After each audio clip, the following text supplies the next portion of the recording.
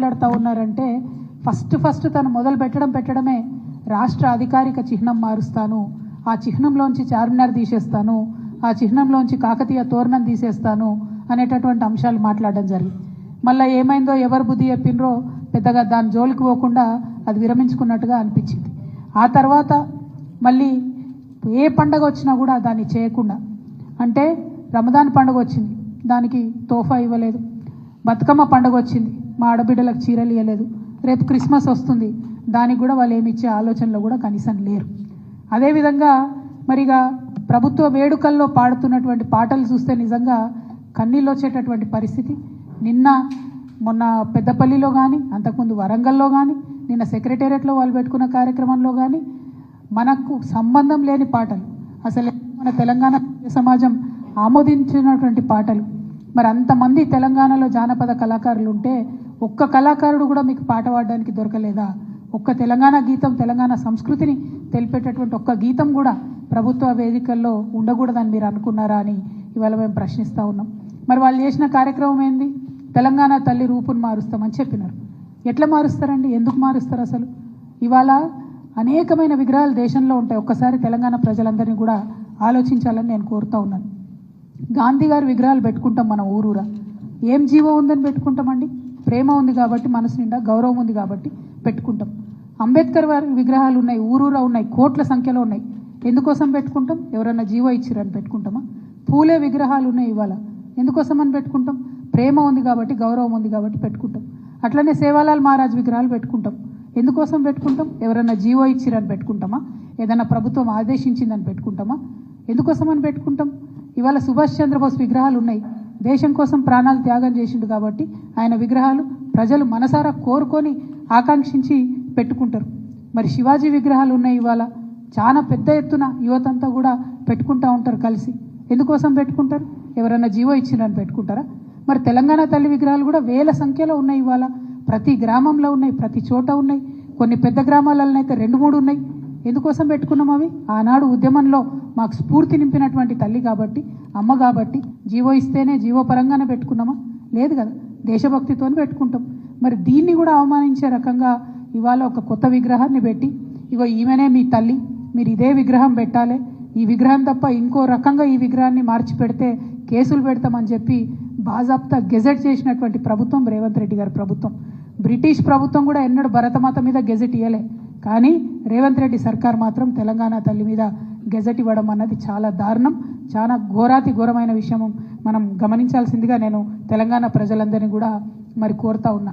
అంటే ఇవాళ కాంగ్రెస్ నాయకులు ఎట్లా మాట్లాడుతున్నారంటే, ఉమ్మడి ఆంధ్రప్రదేశ్లో సమైక్యాంధ్రాన్ని కోరుకునేటటువంటి కాంగ్రెస్ నాయకులు ఏదైతే ఆర్గ్యుమెంట్ తీసుకొచ్చిండ్రో, ఏదైతే మాట్లాడినరో అవే ఇప్పుడు వీరు కొనసాగిస్తున్నటువంటి పరిస్థితి.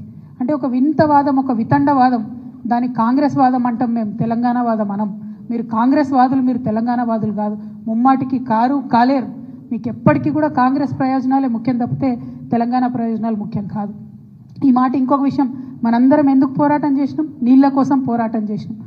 ఆదిత్యనాథ్ దాస్ అనేటటువంటి ఒక అధికారి, ఆంధ్రప్రదేశ్లో చీఫ్ సెక్రటరీగా పనిచేసి రిటైర్ అయినటువంటి అధికారి, అక్కడ ఉండి రాయలసీమ లిఫ్ట్ ఇరిగేషన్ నుంచి రోజుకొక టీఎంసీ నీళ్లను తీసుకుపోవచ్చని ఆదేశాలు ఇచ్చినటువంటి అధికారిని తీసుకొచ్చి ఇవాళ మీరు తెలంగాణ రాష్ట్ర ఇరిగేషన్ శాఖలో అడ్వైజర్గా పెట్టిండ్రు. అంటే మీరు ఎవరి ప్రయోజనాలు కోరుకొని పెట్టిండ్రు? మనకు వ్యతిరేకంగా జీవోలు ఇచ్చినటువంటి వ్యక్తి తెలంగాణ రాష్ట్రానికి వచ్చి మన నీళ్లకు సంబంధించి ఆయన ఏం హామీలు ఇస్తాడు, ఏం అడ్వైజ్ చేస్తాడు అన్నది కూడా ఇవాళ ముఖ్యమంత్రి గారు చెప్పాల్సినటువంటి అవసరం ఉంది. అందుకే మేము చెప్తున్నాం, ముమ్మాటికి మీరు కాంగ్రెస్ వాదులే, మీరు తెలంగాణ వాదులు కావు. మీకు మీ కాంగ్రెస్ పార్టీ ప్రయోజనాలు తప్పితే తెలంగాణ ప్రయోజనాలు మీకు పట్టవు. ఇవాళ ఓట్ల కోసం ఎలక్షన్ల సమయంలో ఏం చేసిండ్రండి కాంగ్రెస్ పార్టీ? రేవంత్ రెడ్డి గారు ఎలక్షన్ల కోసం ఏం చేసిండ్రు? వాళ్ళ నాయకులు నాయకురాళ్ళు అందరూ కూడా పెద్ద పెట్టున బతుకమ్మ ఎత్తినటువంటి పరిస్థితిని మీరు గమనించాలి. ఇవాళ శ్రీమతి ఇందిరాగాంధీ గారు మరి తను బతుకమ్మ ఎత్తుకొని తెలంగాణ ప్రజలకు బతుకమ్మను శుభాకాంక్షలు చెప్పినటువంటి వ్యక్తి. తర్వాత శ్రీమతి సోనియా గాంధీ గారు, ఆవిడ బతుకమ్మ ఎత్తుకొని ఆమె తెలంగాణ ప్రజలందరూ కూడా బతుకమ్మ శుభాకాంక్షలు చెప్పారు. ఇదిగోండి మన తెలంగాణలోనే ఎన్నికల ముందు ర్యాలీలో ప్రియాంక గాంధీ గారు, రాహుల్ గాంధీ గారు బతుకమ్మ ఎత్తుకొని తెలంగాణ ప్రజలకు శుభాకాంక్షలు చెప్పారు. తర్వాత ప్రియాంక గాంధీ గారు అద్భుతమైనటువంటి ట్వీట్ చేసిండ్రు. ఏమని చేసిండ్రు? తెలంగాణ ప్రజలందరికీ ప్రత్యేకంగా తెలంగాణ ఆడపడుచులందరికీ బతుకమ్మ పండుగ శుభాకాంక్షలు. ఎందుకంటే 1978లో ఓరుగల్లు మహిళలతో కలిసి మా నానమ్మ శ్రీమతి ఇందిరాగాంధీ గారు బతుకమ్మ ఉత్సవాల్లో పాల్గొనడం ఒక మధుర స్మృతి అని చెప్పి ప్రియాంక గాంధీ గారు చేసినటువంటి ట్వీట్ ఇది. అంటే ఓట్లు ఉన్నప్పుడు మాత్రం మన పండుగలు వనుకొస్తాయి. ఓట్లు ఉన్నప్పుడు బతుకమ్మ తెలంగాణ ప్రత్యేక పండుగని, తెలంగాణ ఆడపడుచులందరికీ శుభాకాంక్షలు చెప్పాలని ఓట్లు ఉన్నప్పుడు గుర్తొస్తాయి. ఆ వీడియో చూపి. ఇగో ఇందులో అయితే అద్భుతమైన వీడియో అండి ఇది, మీరు తప్పకుండా చూపించాలి మీడియా మిత్రులు. రేవంత్ రెడ్డి గారు, రాహుల్ గాంధీ గారు, కేసీ వేణుగోపాల్ గారు, జయరాం రమేష్ గారు అందరూ కలిసి కోలాటము బతుకమ్మ కలిపి ఆడుతున్నారు. పాపం అక్కడ కూడా మా బట్టెన్నను వెనక వరుసలో పెట్టిండ్రు. సామాజిక తెలంగాణలో బట్టెన్నను వెనక వరుసలో పెట్టి వీళ్ళ అగ్రనాయకులందరూ కలిసి బతుకమ్మ ఆడిండ్రు. బతుకమ్మ ఆడి ఓట్లు ఉన్నాయి కాబట్టి ఎన్ని ఆటలన్నా ఆడతారు అన్నట్టు. కానీ ఓట్లు అయిపోగానే తెలంగాణ బతుకమ్మ ఎవరిది, ఎవరు ఆడినరు, ఎందుకోసం బతుకమ్మని చేయాలి, ఎందుకోసం మరి మేము బతుకమ్మను గౌరవించాలి, తెలంగాణ తల్లి చేతుల బతుకమ్మ ఎందుకు ఉండాలి అని వాళ్ళ వెర్రి ప్రశ్నలు, వింత ప్రశ్నలు, వితండవాదం చేస్తున్నారు. ఎందుకు ఉండాలంటే కేసీఆర్ గారు ముఖ్యమంత్రిగా ఉన్నప్పుడు ఇక మీరు బాగా మాట్లాడుతున్నారు కదా, గెజెట్ ఇయ్యలే, జీవో ఇయ్యలేని, బతుకమ్మ పండుగ గురించి బతుకమ్మను రాష్ట్ర పండుగ చేస్తూ జీవోఎస్ నంబర్ 2 ద్వారా రాష్ట్ర పండుగ బతుకమ్మని ఇచ్చారు. మరి వాళ్ళ ముఖ్యమంత్రి గారిని మేము సూటిగా ప్రశ్నిస్తున్నాం. రాష్ట్ర పండుగ అయినటువంటి ఈ బతుకమ్మ పండుగను అవమానించే విధంగా మాట్లాడుతున్నటువంటి మీ మంత్రులను, మీ కాంగ్రెస్ పార్టీ నాయకులను వాళ్ళ మీద మీరు ఏం చర్యలు తీసుకుంటారు? ఇది మన రాష్ట్ర పండుగ అని అధికారికంగా ప్రకటించుకున్నాం. రాష్ట్ర పండుగను అవమానపరిచే విధంగా మేము చేసుకోము, మాకు సంబంధం లేదు, ఎవరు చేసిండ్రు, ఎక్కడ చేసిండ్రు అని వింత ప్రశ్నలు మాట్లాడుతున్నటువంటి మీ నాయకులకు మీరు ఏం ఏం ఏం శిక్ష వేస్తారు? అంటే ఆంబోతులను వదిలినట్టు ఆడబిడ్డల పండుగ మీద మాట్లాడడానికి మీరు మీ మంత్రుల్ని, నాయకులను వదిలిపెట్టినరా? ఇది వాళ్ళ చెప్పాలి మీరు. ఎందుకంటే ఎటు పడితే మాట్లాడడం, ఆడపిల్లలే కదా మమ్మల్ని అడగర్లే అని మీకేమన్నా ఎందుకింత అభిజాత్యం నాకు అర్థం కాదు. ఎందుకింత పొగరు, ఇట్లా ఉంటుందా? ఎందుకింత పిరికితనం అని కూడా ఒకసారి ఆలోచించుకోవాలి. ఎందుకంటే బతుకమ్మ మీరు తెలంగాణ తల్లి రూపం మార్చేది ప్రజల ఆమోదం ఉన్నట్టయితే అసలు జీవోతోనే అవసరం ఏముంది?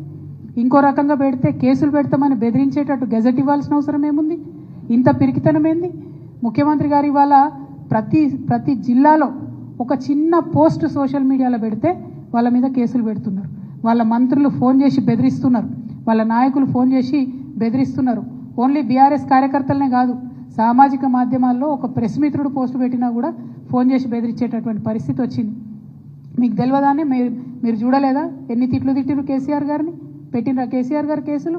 ఒకసారి ఆలోచన చేసుకోవాలి. ఇవాళ యూట్యూబ్లు నడుపుతున్న మిత్రులు కావచ్చు, ఇవాళ మీడియాలో యాక్టివ్గా ఉన్న మిత్రులు కావచ్చు, సోషల్ మీడియా మిత్రులు కావచ్చు, మరి ఇంత పిరికితనం ఈ గౌరవ ముఖ్యమంత్రి గారికి ఎందుకుంటుంది అన్నది ఒక్కసారి మనందరం కూడా ఆలోచించుకోవాలి. కానీ పిరికి ముఖ్యమంత్రి గారికి మేము చెప్తా ఉన్నాం, మీరు ఎన్ని జీవోలు ఇచ్చినా, ఎన్ని కేసులు పెట్టినా ఊరూరా ఊరేగించి మరీ మా ఉద్యమ తల్లిని నిలుపుకుంటాం. డెఫినెట్గా వందల వేల సంఖ్యలో తెలంగాణ తల్లి విగ్రహాలను ఆవిష్కరణ చేస్తాం.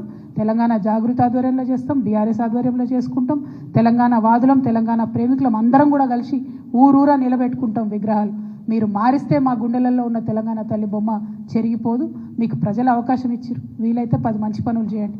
కానీ ఇట్లాంటివన్నీ చేసి తెలంగాణ ప్రజలను, తెలంగాణ వాదుల్ని బాధ పెట్టొద్దని కోరుతా ఉన్నాం. ఈ చర్చ అంతా కూడా వాస్తవానికి మీరు అభివృద్ధి